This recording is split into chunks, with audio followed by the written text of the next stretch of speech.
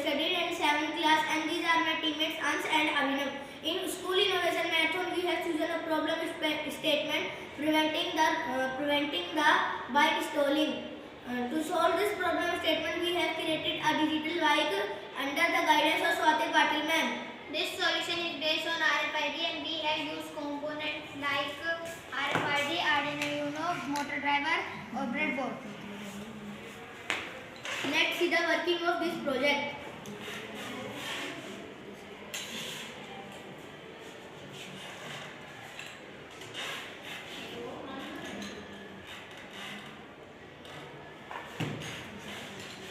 This is RFID authorized card.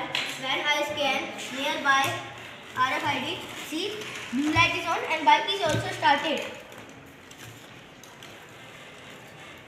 This is RFID unauthorized card. Red light is on and bike is stopped. See again.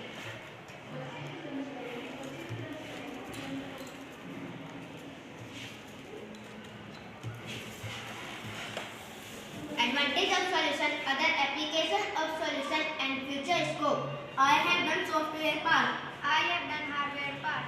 I have done survey and documentary part. Thank you.